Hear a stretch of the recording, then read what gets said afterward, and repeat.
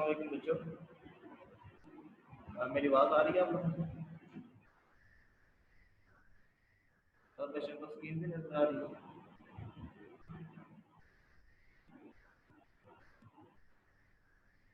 बच्चों, मैंने आप लोगों को बहुत आसान असाइनमेंट दी थी गूगल क्लासरूम में। आप लोगों की जो सबमिशन की जो रेशियो है बहुत कम है। आप उसको सारे बच्चे सबमिट कराएं। रिजल्ट तो सब बच्चों को मिल गया है केमिस्ट्री का, क्या उन्होंने किया है, कैसे उनकी तैयारी थी। तो अगर आप लोग ऐसे नॉन सीरियस रहेंगे तो आपको अच्छे तरीके से कुछ भी समझ नहीं आएगा। जो असाइनमेंट दी जाती हैं वो लाजमी सबमिट कराएं ताकि पता लग सके कि आपको कितनी अंडरस्टैंडिंग होगी है किसी भी टॉपिक की। तो कल हमने क्या पढ़ा था? कल हमने, याद है किसी बच्चे को हमने कल क्या पढ़ा था?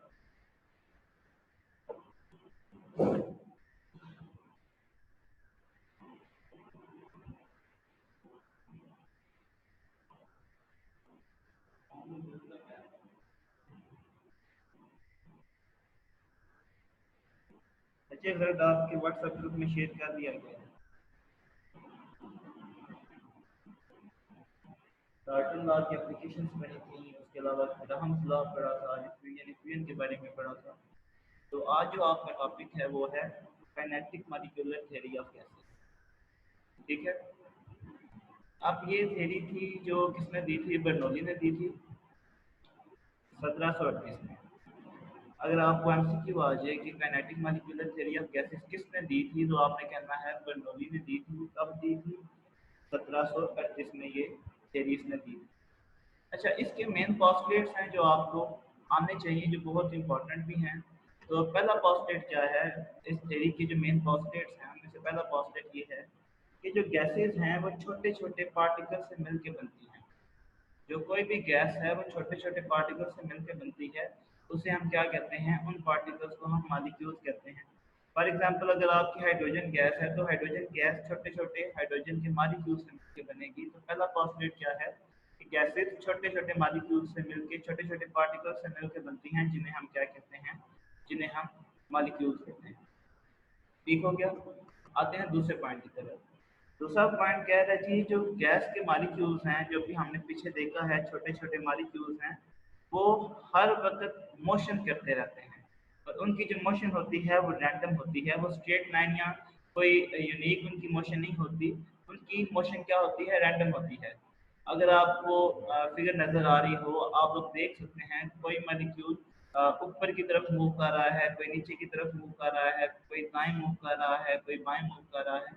मॉलिक्यूल्स एक ही डायरेक्शन में मूव नहीं कर रहे। इनकी मोशन यूनिफॉर्म नहीं है, रैंडम मोशन है।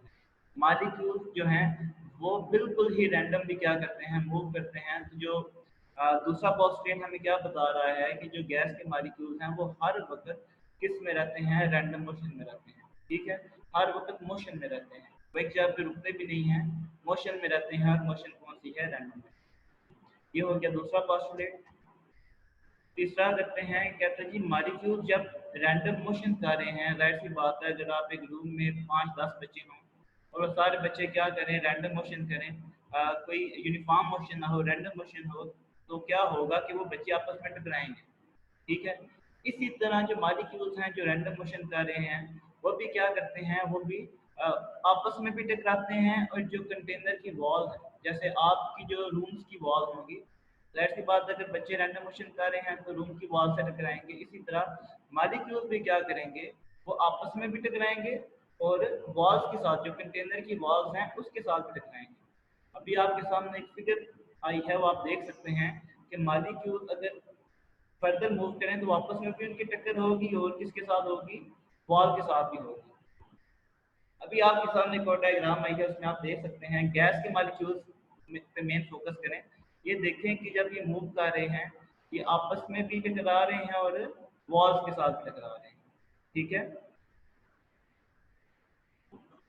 और कहता है, आगे बात ये कहता है जी कि जो प्रेशर एक्सर्ट होता है, हम कहते हैं ना किसी भी गैस का प्रेशर है, इस गैस का फलाना प्रेशर है, इस गैस का फलाना प्रेशर है। कहते हैं जी जो क्लियन होती है ना मॉलिक्यूल्स की वॉल्स के साथ, कंटेनर की वॉल्स के साथ, तो वो जो क्लियन है उसी को हम क्या कहते हैं? उसी को हम गैस का प्रेशर कहते हैं। क्लियर होगी बात कि प्रेशर कैसे, किसी भी गैस का कैसे प्रेशर हम देखते हैं कि जो कोलिजन मॉलिक्यूल्स की वॉल्स के साथ होती है, उसी को हम गैस का प्रेशर कहते हैं।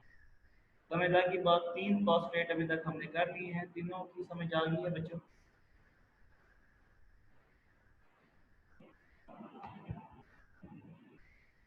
एक और बात कह रहे जी, आपकी जो जब ये क्लियन होती है, चाहे वो वॉल के साथ क्लियन हो या मॉलिक्यूल्स की आपस में क्लियन हो, वो परफेक्टली इलास्टिक क्लियन होती है। अब इलास्टिक क्लियन क्या होती है? ऐसी क्लियन जिसमें टोटल काइनेटिक एनर्जी सेम रहे, कोई लूज ना करे, इस ऐसे क्लियन को हम क्या कहते हैं? इलास्टिक क्लियन कहते हैं। मतलब टोटल जो एनर्जी है वो क्या हो? वो कांस्टेंट रहे। ठीक हो गया? आगे चलते हैं, चौथे पॉइंट की तरफ चलते हैं। आप देख सकते हो, हमें पता है कि गैस के मॉलिक्यूल एक दूसरे से दूर दूर होते हैं, तो गैस मॉलिक्यूल्स के दरमियान क्या होती हैं? एम्प्टी स्पेसेस होती हैं। ये हमने पहले प्रॉपर्टीज में भी बात पढ़ी थी। क्या पढ़ा था कि जो मॉलिक्यूल्स होते हैं गैसेस के, वो एक दूसरे से बहुत ज़्यादा डिस्टेंस पे होते हैं, इस वजह से उनके दरमियान क्या होती हैं? एम्प्टी स्पेसेस होती हैं। छठा पॉइंट देखते हैं।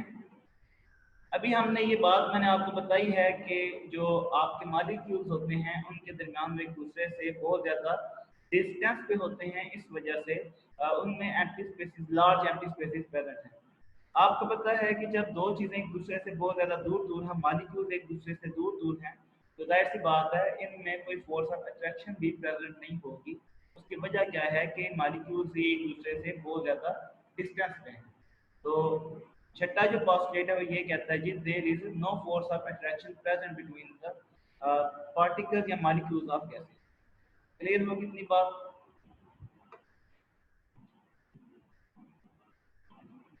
अच्छा, अब आगे क्या कहता है जी? कहता है कि हम जो गैस का वॉल्यूम है उसको निगलेक्ट कर सकते हैं, सॉरी एक्चुअल वॉल्यूम को निगलेक्ट कर सकते हैं पूरे गैस के वॉल्यूम के अभी। अब देखें, आपको एक डायग्राम नजर आ रही है जो क्या बता रहा है? जो गैस का वॉल्यूम बता रहा है। ठीक है, जो आपकी फर्स्ट डायग्राम है, ये आपको क्या चीज़ बता रही है? ये गैस का वॉल्यूम। ठीक है, जो एक्चुअल गैस का वॉल्यूम क्या है? एक्चुअल गैस का वॉल्यूम होता है कि जो मॉलिक्यूल्स का वॉल्यूम है। 0.5 रिपीट कर देता हूँ बच्चे। यही 0.5 को गलती से 6 लिखा हुआ है। कह रहे जी कि there is no force of attraction present between the molecules of gases. कि क्योंकि आपको पता है कि मॉलिक्यूल्स एक दूसरे से दूर दूर हैं, तो उनके दरमियान कोई फोर्स ऑफ अट्रैक्शन भी प्रेजेंट नहीं होती। इसी पॉइंट के बारे में बात कर रही है रीवा बच्चे।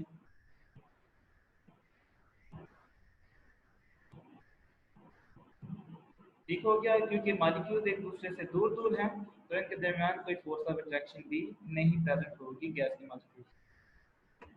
अच्छा, अब बात करते हैं छठे पॉइंट की। तो छठा पॉस्टुलेट आपको क्या कह रहा है कि आ, ये जो आपको पहली डायग्राम नजर आ रही है, ये क्या है? ये गैस का वॉल्यूम है। ठीक है, जितना गैस ने जितनी स्पेस ऑक्यूपाई की हुई है वो क्या है? वो गैस का वॉल्यूम है। कह रहा है जी, जो गैस का एक्चुअल वॉल्यूम है, एक्चुअल वॉल्यूम बच्चे वो वाला वॉल्यूम है, वो वाली स्पेस है जो बाकी मॉलिक्यूल्स ने घेरी हुई है। ठीक है, ऑक्यूपाई की हुई है। अब आपको ये 8-10 मॉलिक्यूल नजर आ रहे हैं, जो 8-10 मॉलिक्यूल ने एक्चुअल वॉल्यूम ऑक्यूपाई की हुई है, वो क्या है? वो है एक्चुअल वॉल्यूम। और गैस का वॉल्यूम क्या है? गैस का वॉल्यूम क्या होता है? जो पूरा वो पूरी स्पेस जो उसने ऑक्यूपाई की, पूरा कंटेनर उसने ऑक्यूपाई किया हुआ है, वो है गैस का वॉल्यूम। अगली डायग्राम में देखें तो इसमें हमने क्या किया है? गैस के मॉलिक्यूल्स को कंप्रेस कर दिया है, एक कॉर्नर पे दबा दिया है। अब जो वो आपको कॉर्नर में वो जो स्केल नजर आ रहा है, वो क्या है? वो एक्चुअल वॉल्यूम। अब आप देखें एक्चुअल वॉल्यूम कितना कम है as compare to volume of the gas, जो कि बहुत ज़्यादा है। तो कह रहा है कि हम एक्चुअल वॉल्यूम को निगलेक्ट कर सकते हैं as compare to volume of gas. इस पॉइंट की समझ आ गई है बच्चे?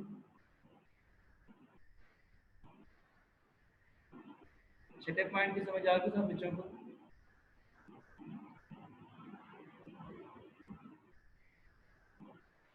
ठीक हो गया। अच्छा, अब सातवें पॉइंट की तरफ चलते हैं। सातवें पॉइंट में ये कह रहा है कि क्योंकि जो गैस के मॉलिक्यूल्स हैं उनका साइज बहुत छोटा होता है, इस वजह से ग्रेविटी का कोई भी इफेक्ट नहीं पड़ता गैस के मॉलिक्यूल्स पे। तो हम ये कह सकते हैं कि ग्रेविटी को हम निगलेक्ट कर सकते हैं, क्योंकि ग्रेविटी हम ये मान सकते हैं कि मॉलिक्यूल, गैस मॉलिक्यूल्स के ऊपर ग्रेविटी का कोई इफेक्ट नहीं है। ये है सातवां पॉइंट काइनेटिक थ्योरी का। और आठवां पॉइंट जो है, लास्ट पॉइंट है, वो क्या कह रहा है जी? कि जो काइनेटिक एनर्जी है मॉलिक्यूल्स की, अभी हमने देखा है कि जो गैस के मॉलिक्यूल्स हैं वो रैंडम मोशन के अंदर है, और मोशन की वजह से उनके अंदर काइनेटिक एनर्जी प्रेजेंट है। तो जो एवरेज काइनेटिक एनर्जी है गैस मॉलिक्यूल्स की वो डायरेक्टली प्रोपोर्शनल है किसके, एब्सोल्यूट टेम्परेचर के। ठीक है, कि अगर हम टेम्परेचर को बढ़ाएंगे काइनेटिक एनर्जी बढ़ जाएगी, मोशन मॉलिक्यूल्स की ज़्यादा हो जाएगी। अगर हम काइनेटिक एनर्जी कम कर, टेम्परेचर कम कर देंगे, काइनेटिक एनर्जी कम हो जाएगी और मोशन भी जो मॉलिक्यूल्स गैस के मॉलिक्यूल्स की है वो भी कम हो जाएगी। अभी आपके सामने दो डायग्राम्स आ गई हैं। पहली डायग्राम में बता रहा है इधर हमने क्या दिया है, कम टेम्परेचर दिया है। कम टेम्परेचर देने की वजह से इधर मॉलिक्यूल्स की काइनेटिक एनर्जी भी क्या है, कम है। नेक्स्ट डायग्राम में आप देख सकते हैं कि हमने क्या किया है, काइनेटिक एनर्जी को, टेम्परेचर को बढ़ा दिया है, जिस वजह से काइनेटिक एनर्जी भी आपकी ज़्यादा हो गई। समझ लगी बात की।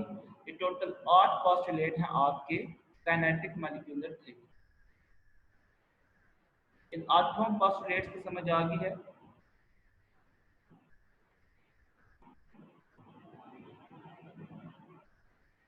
मोहम्मद सुभान बच्ची आपको क्या समझ नहीं आई, मैं वो समझा सकती हूँ।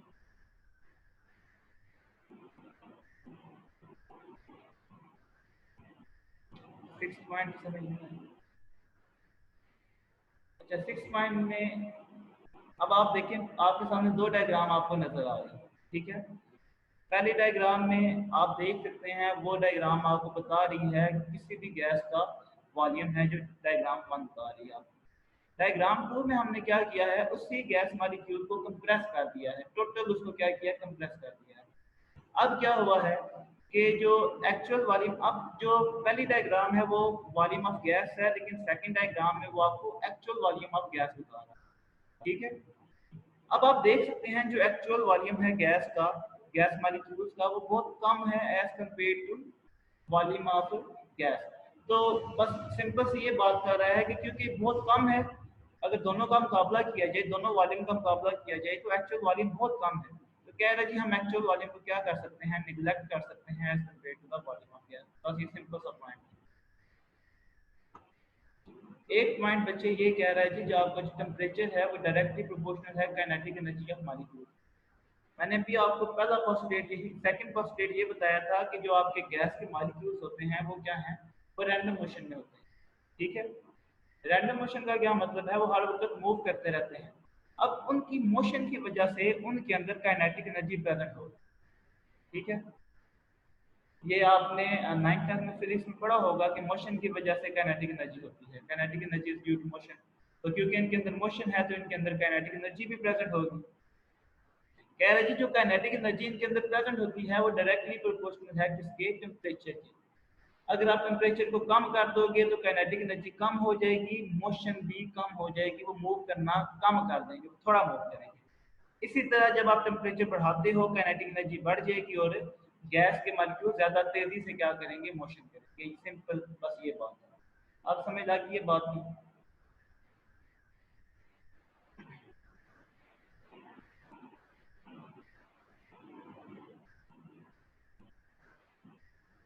अच्छा, अब आगे चलते हैं, ये टॉपिक मेरे हाथ से क्लियर है। इसी के आगे आती है जी KMT equation, kinetic molecular theory equation.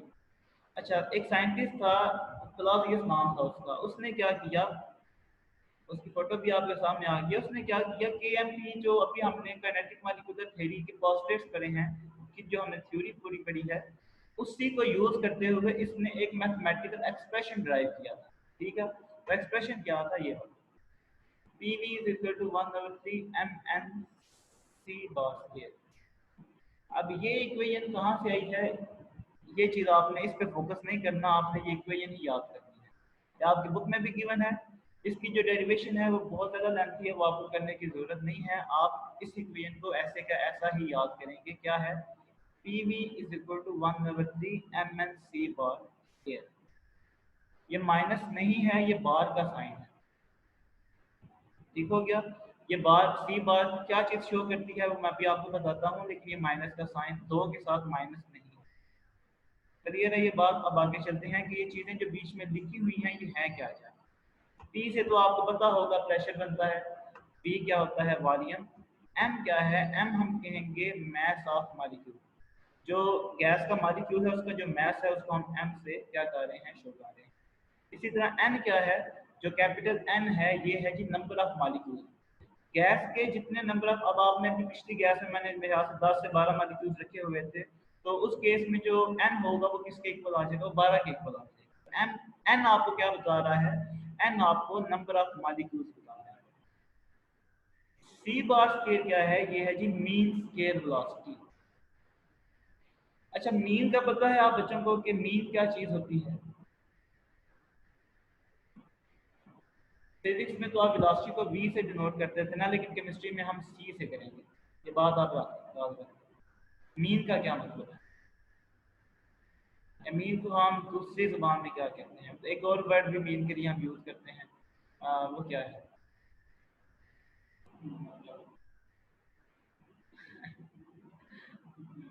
मतलब भी ठीक है आंसर में। अच्छा, मीन का जो दूसरा मैथ में, ये मैथमेटिकल, ये स्टैट का वर्ड है मीन, इसको हम दूसरा वर्ड जो यूज करते हैं वो एवरेज यूज करते हैं। एवरेज का तो पता है ना, एवरेज क्या चीज होती है? अच्छा, मैं आपको बता देता हूँ कि मीन स्केयर वेलोसिटी कैसे फाइंड आउट करते हैं। अच्छा, अगर मैं आपसे पूछूँ, आप बच्चों के भी ये अभी टेस्ट हुए हैं, तो कोई बच्चा मुझे बताए कि उसके एवरेज मार्क्स कितने हैं, तो वो क्या करेगा कि उसके अगर 6 सब्जेक्ट हैं या 5 सब्जेक्ट हैं मेरे ख्याल से आपके, आप क्या करोगे कि सारे सब्जेक्टों के मार्क्स को सम करोगे, और जितने टोटल मार्क्स, टोटल सब्जेक्ट 5 हैं तो 5 से क्या करोगे, डिवाइड करोगे, तो एवरेज निकल आएगी आपके मार्क्स। परसेंटेज नहीं बचे, एवरेज, ये दोनों अलग अलग चीज़ें हैं। अच्छा, मीन भी एवरेज ही है। इसमें आप क्या करोगे, आप सपोज करो आपके पास एक गैस है जिसमें आपके पास 9 मॉलिक्यूल है, ठीक है। आपने क्या करना है, इन सब की वेलोसिटी को, अब एक मॉलिक्यूल की इसकी वेलोसिटी c1 होगी, इसकी c2, c3, c4, c5, c6, c7, c8 और c9, ठीक है। आपके पास 9 मॉलिक्यूल है, 9 की जो वेलोसिटी है वो उसको हमने c1 c2 से हमने क्या किया, डिनोट कर दिया। इतना क्लियर है? अब हम क्या फाइंड करना चाहते हैं, मीन स्केयर वेलोसिटी फाइंड करना चाहते हैं, सी बार स्केयर फाइंड करना चाहते हैं। तो इसके लिए आप क्या करोगे, हम अगर तो होता ना सिर्फ सी बार होता, हमने सिर्फ मीन वेलोसिटी फाइंड करनी होती, हम क्या करते, हम इन सब को ऐड करते और टोटल ये 9 है, 9 से डिवाइड कर देते, आपका आंसर आ जाता, मीन वेलोसिटी आ जाती। लेकिन अभी आपके पास क्या है, अभी आपके पास मीन स्केयर वेलोसिटी है।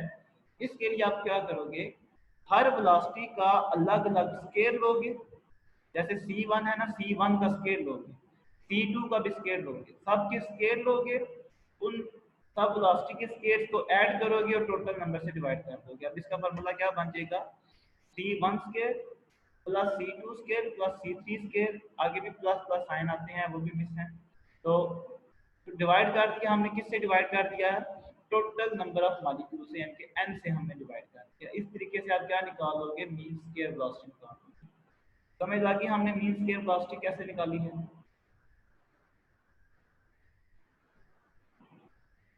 क्लियर है बच्चों, सब बच्चों? ठीक हो गया। अच्छा, आपकी बुक में एक और टर्म है, ये वाला सी आर एम एस, ये आपके सामने एक इक्वेशन आपकी बुक पे गिवन है, सी आर एम एस। इसका नाम क्या है, किसी बच्चे को पता है?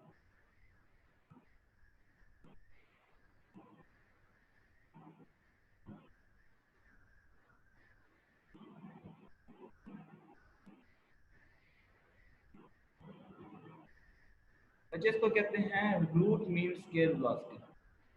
आरएमएस का मतलब रूट मीन स्क्वायर वेलोसिटी। अब ये जो आपके सामने इक्वेशन आई है, जो ये रिलेशन आया है रूट मीन स्क्वायर वेलोसिटी का, ये कैसे आया है, इसको पता है ये रिलेशन कैसे आया है? चलिए ये देख लेते हैं कि सीआरएमएस कैसे फाइंड की जाती है। आपको पता है general gas equation, general gas equation क्या बताती है आपको, what is general gas equation?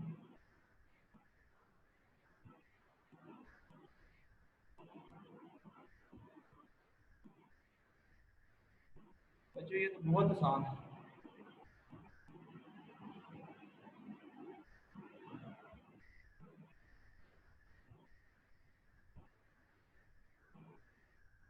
पीछे से जितना बड़ा सारा बुला तो नहीं दिया।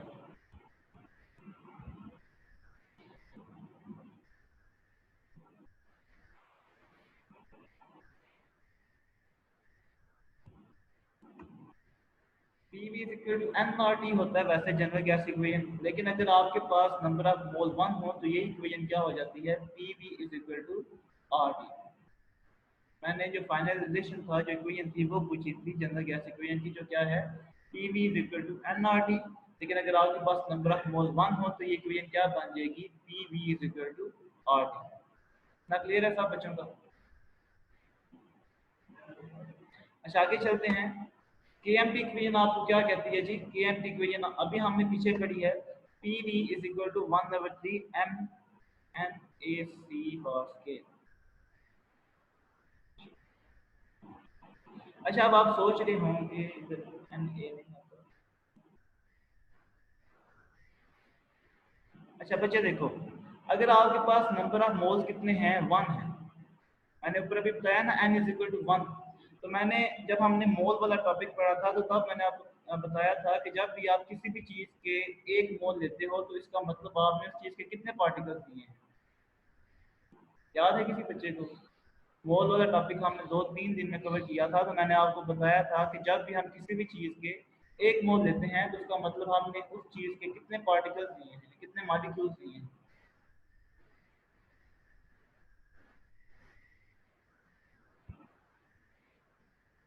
एवोगैड्रोस नंबर जितने हमने क्या किए हैं उसके पार्टिकल्स लिए हैं। तो n क्या है, n नंबर ऑफ मॉलिक्यूल्स। पीछे हमने भी पढ़ा है कि n होता है जी नंबर ऑफ मॉलिक्यूल्स। अभी हमने ऊपर बता दिया है कि n is equal to 1, small n is equal to 1। अगर नंबर ऑफ मोल एक है तो आपके नंबर ऑफ मॉलिक्यूल्स किसके इक्वल हो जाएंगे, n आपका Na हो जाएगा। तो इसलिए मैंने इस जगह पे क्या लिखा है, Na लिखा है। Na का मतलब क्या है, एवोगैड्रोस नंबर जितने 6.02 एक्सपोनेंट 23 जितने क्या है मॉलिक्यूल्स हैं इस जगह पे। कंफ्यूजन तो नहीं है, Na क्यों लिखा हुआ है?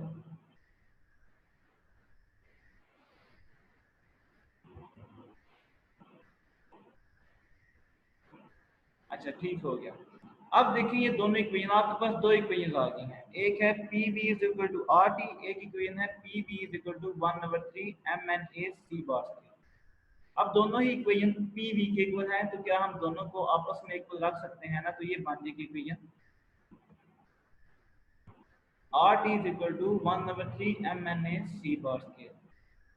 एक और चीज हमने पढ़ी थी मोल वाले टॉपिक में ही कि जब आपके पास एवोगैड्रोस नंबर जितने मॉलिक्यूल हों और वो मैथ से जब हम मल्टीप्लाई करें तो वो मोलर मैथ के इक्वल हो जाता है। तो इधर क्योंकि हमें नजर आ रहा है कि मैथ एवोगैड्रोस नंबर मॉलिक्यूल के साथ मल्टीप्लाई हो रहा है तो हम स्मॉल m और n एक जगह पे क्या लिख देंगे, कैपिटल M लिख देंगे।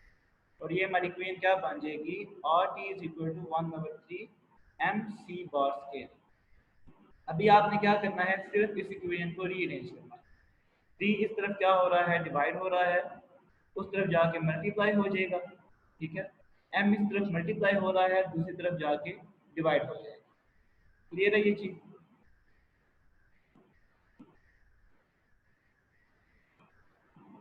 अब एक फाइनल चीज है कि आप दोनों तरफ क्या ले लें, दोनों तरफ आप स्क्वायर रूट ले लें, अंडर रूट ले लें। आपने दोनों तरफ क्या किया, स्क्वायर रूट। और इसी को हम बोलते हैं जी, जो अभी आपको नजर आ रहा है सी बार स्क्वायर अंडर रूट, इसी को हम बोलते हैं रूट मीन स्क्वायर वेलोसिटी। हम इसको ऐसे भी लिख सकते हैं CRMS। अभी जो दो इक्वेशंस आपके सामने आई हैं, एक जगह पे लिखा हुआ है सी बार स्क्वायर अंडर रूट और दूसरी तरफ लिखा हुआ है CRMS। इसमें ये दोनों चीज़ों का एक ही मतलब है। आपने ये नहीं समझना कि सी वाला जो स्केल है वो कट गया है स्केल रूट के साथ, क्योंकि वो भी यही बन रहा है, root mean square velocity. Root भी है, बार का मतलब मीन है, स्केल भी है और सी का मतलब वेलोसिटी है। CRMS उसी चीज़ को क्या कर रहा है, रिप्रेजेंट कर रहा है। स्केल और स्केल रूट आपस में कटे नहीं है। क्लियर है ये बात? समझ लगी? मैंने भी क्या बताया है कि जो सी के ऊपर स्केल है और अंडर रूट है, स्केल रूट है, वो आपस में कटे नहीं हैं, ये वैसे का वैसा ही है। Root mean square velocity, RMS का मतलब यही है, root mean square velocity. Clear हो गया बच्चों?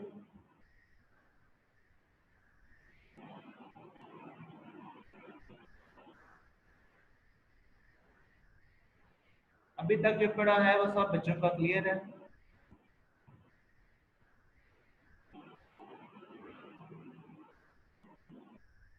अगर मैं कल को क्वेश्चन करूंगा तो आंसर दे दोगे या जिस तरह आज किया वैसे ही करोगे? जनरल गैस इक्वेशन भी नहीं थी आती आप लोगों को।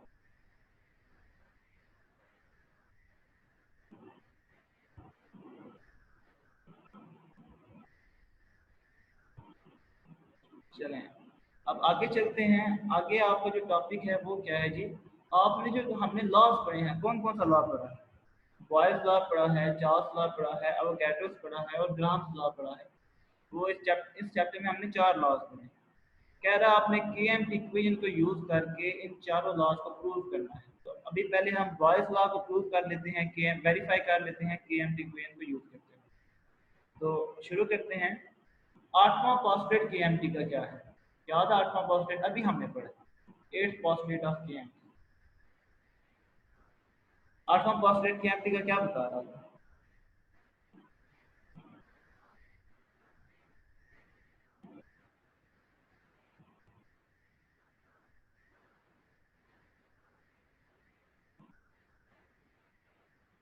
शॉर्ट सा आंसर दे दें, पूरा लिखने की भी जरूरत नहीं है। हाँ, एक बच्चे ने ठीक आंसर दिया है कि ठीक हो, मैं समझ गया हूँ। Kinetic energy is directly proportional to temperature. Absolute temperature ये था आपका, क्या था? एट्थ पॉस्टुलेट था। अब आपको पता है कि जो काइनेटिक एनर्जी होती है वो इक्वल होती है 1/2 m v स्क्वायर। ये फिजिक्स में आपने पढ़ा, हाफ एम वी स्क्वायर जिसे हम कहते हैं। फिजिक्स में आपने पढ़ा हुआ है कि काइनेटिक एनर्जी किसके इक्वल होती है? Half m v square. लेकिन क्योंकि हम केमिस्ट्री में हैं तो हम क्या करेंगे, उस इक्वेशन को थोड़ा सा मॉडिफाई कर देंगे। वैसे तो ये बनती है ना half m square directly proportional to T, लेकिन हम v की जगह पे क्या लिख लेंगे? वेलोसिटी की जगह पे जो हमारी मीन स्क्वायर वेलोसिटी है उसको लिख लेंगे। एन हमने क्यों साथ में लिखा है? क्योंकि जो वेलोसिटी होती है वो किसी भी एक ऑब्जेक्ट की होती है। मतलब जब आप मूव करते हैं, जो जिस आपकी जो वेलोसिटी होगी उसको हम v से लिखेंगे। लेकिन क्योंकि इधर ज़्यादा मॉलिक्यूल्स हैं गैस के, वो मूव कर रहे हैं, इसलिए हम साथ में n लगाएंगे। इतने नंबर ऑफ मॉलिक्यूल्स क्या कर रहे हैं? वो मूव कर रहे हैं, उनकी वेलोसिटी है। ठीक है, तो वही इक्वेशन हाफ एम स्क्वायर को हमने चेंज कर लिया है किसके अंदर? 1/2 m के डायरेक्टली प्रोपोर्शनल टू टी।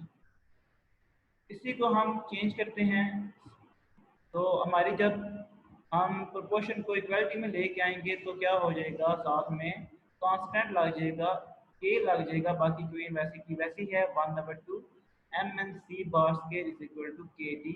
इसको हम कह लेते हैं जी इक्वेशन 1। इतना सब बच्चों का क्लियर हो गया कि ये कैसे आया?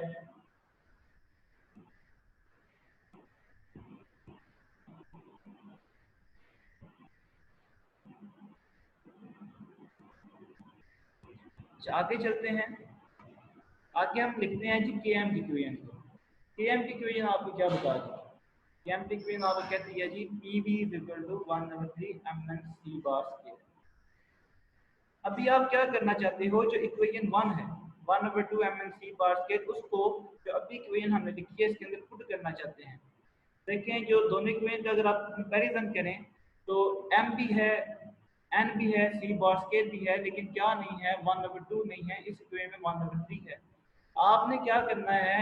जो नीचे वाली इक्वेशन है, जो के एम की इक्वेशन है, इसमें 1/2 लेके आना है, उसके इक्वल लेके आना है, ताकि हम दोनों को क्या कर सकें? दोनों को कंपेयर कर सकें, दोनों में एक की वैल्यू दूसरे के अंदर पुट कर सकें। तो हम क्या करेंगे? इक्वेशन को 2 से मल्टीप्लाई भी करेंगे, 2 से डिवाइड भी करेंगे। इक्वेशन को 2 से मल्टीप्लाई भी कर दिया, 2 से डिवाइड भी कर दिया। अब आप लोग सोच रहे होंगे कि हम 2 से मल्टीप्लाई डिवाइड दोनों काम क्यों कर रहे हैं? अब इक्वेशन है ना, जब हम 2 से, इक्वेशन का मतलब होता है दोनों साइडें इक्वल, लेफ्ट साइड और राइट साइड आपस में इक्वल। जब हम 2 से डिवाइड भी करेंगे, 2 से मल्टीप्लाई भी करेंगे, तो ओवरऑल इक्वेशन के ऊपर कोई फर्क नहीं पड़ेगा, क्योंकि 2 को 2 से डिवाइड करते हैं तो 1 आंसर आता है। तो पूरी इक्वेशन पे कोई फर्क नहीं पड़ेगा जब हम 2 से डिवाइड भी करेंगे, 2 से मल्टीप्लाई भी करेंगे। समझा कि मैं क्या आपको समझाने की कोशिश कर रहा हूँ? 2 से डिवाइड भी करो, मल्टी, दोनों जब काम हम सेम करेंगे, एक एट अ टाइम करेंगे, तो इक्वेशन इक्वेशन ही रहेगी वो, कोई उसमें कोई चेंजेस नहीं आएंगे। ये बच्चे 2 से हमने खुद मल्टीप्लाई और डिवाइड किया। अच्छा, अब आपने क्या करना है, आपको 1/2 चाहिए। आप क्या करो, जो ऊपर वाला 2 है उसको शुरू में ले आओ और 1 को इस साइड पे ले आओ, तो ये इक्वेशन क्या बन जाएगी, P V is equal to 2/3 into 1/2 M N C bracket. ये बच्चे दो हमने खुद लेके आना है, क्योंकि हमने इस इक्वेशन को जो इक्वेशन 1 है उसके इक्वल लेके आना है। अच्छा, अब आपको ये इक्वेशन नजर आ रही है, P V is equal to 2/3 1/2 M N C bracket. अब आपको नजर आ रहा है कि ये यही चीज आपको ऊपर भी इक्वेशन 1 में भी गिवन है। हमने जो ये 1/2 एम एन सी बार्स के की वैल्यू है के टी, वो इस जगह पे क्या कर लेनी है, पुट कर लेनी है। तो ये इक्वेशन क्या बन जाएगी, P V is equal to 2/3 into K T. समझ आ गई कैसे इक्वेशन आई है।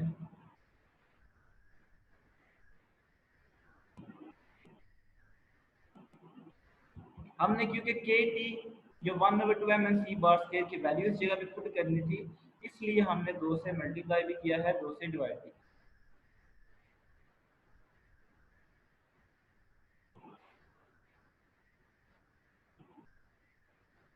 स्टेप 2 मतलब बच्चे जिसमें हमने 2 से मल्टीप्लाई और डिवाइड किया, वो वाला स्टेप समझ नहीं आया आपको।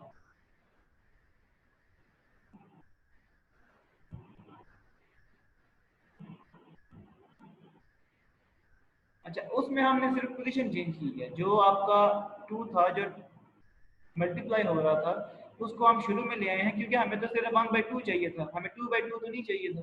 इस वजह से उस 2 को हमने शुरू में लिख दिया है और हमने 1/2 उस जगह पे लिख दिया है। ठीक है, ताकि हम ऊपर जो हमारी इक्वेशन 1 आई है उसकी वैल्यू पुट कर सकें इस जगह पे। ऊपर हमारे पास क्योंकि 1/2 है ना, तो इस वजह से हमने क्या किया, जो 2 मल्टीप्लाई हो रहा था उसको हमने 2 शुरू में ले आए। अब हमने क्या किया, 1/2 एम एन सी बार के की वैल्यू पुट कर ली, जो कि के टी थी। तो आपकी इक्वेशन क्या बन गई, P V is equal to 2 divided by 3 into K T. अच्छा, अभी हम क्योंकि बॉयज लॉ स्टडी कर रहे हैं, बॉयज लॉ किसको याद है कि हम बॉयज लॉ में किस किस का रिलेशनशिप देखते हैं, या बॉयज लॉ की मैथमेटिकल एक्सप्रेशन किसी को याद है, तो जल्दी से लिख दो, टाइम थोड़ा।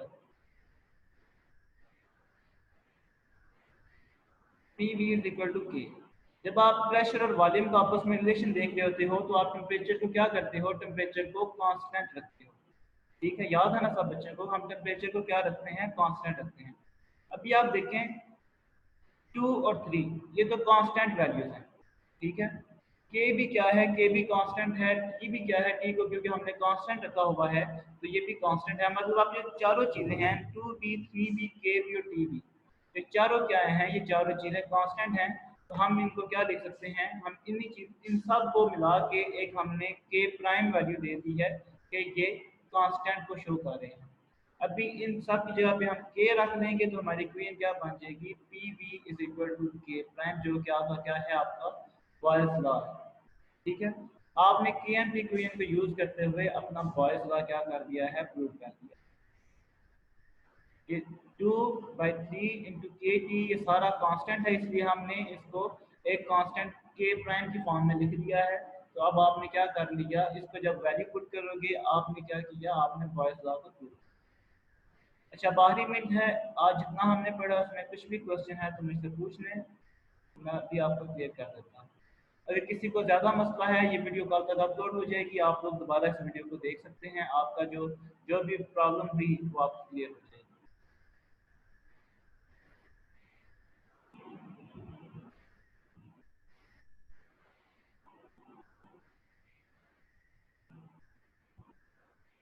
बच्चे, रिजल्ट का जितना इशू है वो आप जो व्हाट्सएप ग्रुप में जो एडमिन है उनसे डिस्कस करें। कुछ बच्चे जिनका सबमिट नहीं था हुआ, वो फिर वो मसला बना, शायद उनका एब्सेंट लगेगा, क्योंकि आपको टाइम बता दिया गया था कि इतने टाइम में आपने सबमिट कराना है। अगर आपका सबमिट नहीं हुआ तो वो एब्सेंट लग गया, बाकी बच्चों का रिजल्ट चला गया होगा। चले, खुदा हाफिज, टाइम खत्म हो गया।